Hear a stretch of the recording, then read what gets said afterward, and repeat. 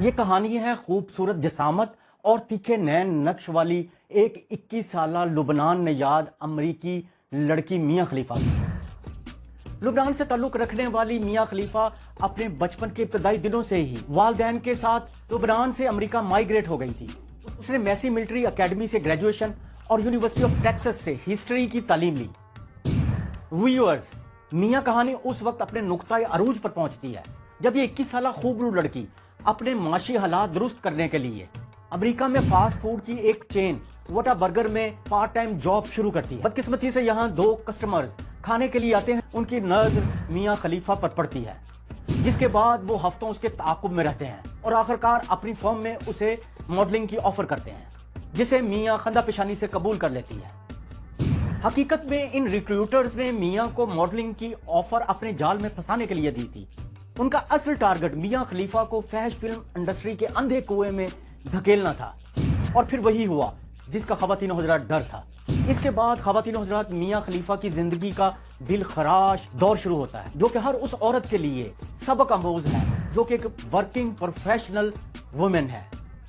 Adult فلموں میں قدم رکھنے کے بعد اس کم عمر مشرقی خد و خال کی حامل ملکہ حسن نے جیسے پانی میں آگ لگا دی، اور وہ دیکھتے ہی دیکھتے اڈلٹ دنیا کی سب سے معروف و مشہور اور سب سے زیادہ دیکھی جانے والی اداکارہ بن گئی، اور اسے پورن ہب کی جانب سے بیسٹ پرفارمر کا ایوارڈ بھی دیا گیا۔ لیکن اس شہرت نے اس کی آنے والی زندگی کو مشکلات کا شکار بنا دیا۔ وہ اندر ہی اندر اس خوفناک کھیل کے معاشی اور جسمانی استحصال کو بھانپ گئی تھی کہ در حقیقت اس کے ساتھ کیا ہو چکا ہے۔ ناظرین، اس نے حجاب کے ساتھ ایک پورنوگرافک سین شوٹ کروایا جس پر اسے مشرق وسطیٰ سے سخت تنقید کا سامنا کرنا پڑا، حتیٰ کہ داعش نے بھی اسے اس پر قتل کی دھمکی دے ڈالی، جس کے بعد میاں خلیفہ نے اس انڈسٹری کو بالآخر چھوڑنے کا اصولی فیصلہ کر لیا اور اس گناہ کی دنیا سے ہمیشہ کے لیے توبہ کر لی۔ میاں خود اس بات کا اعتراف کرتی ہے کہ پورن انڈسٹری میں اس کے شامل ہونے کا فیصلہ بدترین فیصلہ تھا۔ اس میں نوجوان نسل کے لیے ایک پیغام ہے کہ عارضی نفع کے لیے ایسے فیصلے نہیں کرنے چاہیے جن کا خمیازہ انہیں عمر بھر بھگتنا پڑے۔ دوستو، میاں خلیفہ پر بات کرنا اس لیے بھی اہم ہو جاتا ہے کہ وہ شاید اڈلٹ دنیا کی واحد شخصیت ہے جس نے برائی کو اختیار کرنے کے بعد نہ صرف توبہ کی بلکہ آنے والی نسلوں کو پورنوگرافی کی دوزخ کے کنویں میں چھلانگ لگانے کے مضمرات سے آگاہی کا بیڑا بھی اٹھایا۔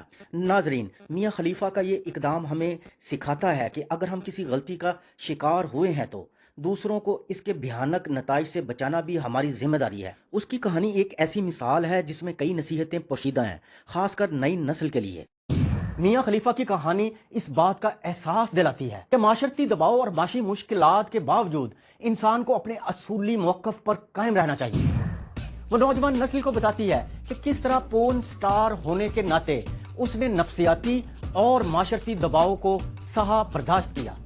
میاں اب نئی لڑکیوں کو خبردار کرتی ہے کہ وہ اس خوفناک اور بدترین انڈسٹری کی چکا چوند سے خود کو دور رکھیں۔ مشہور آئرش شاعر آسکر وائلڈ نے کہا تھا، ولی اور گناہ گار میں بس ایک فرق ہوتا ہے، وہ یہ کہ ہر ولی کا ایک ماضی جبکہ ہر گناہ گار کا ایک مستقبل ہوتا ہے۔ دوستو، شاید آسکر وائلڈ نے یہ الفاظ میاں کے لیے ہی کہے تھے، جس کے سامنے ایک روشن مستقبل باہیں کھولے کھڑا ہے۔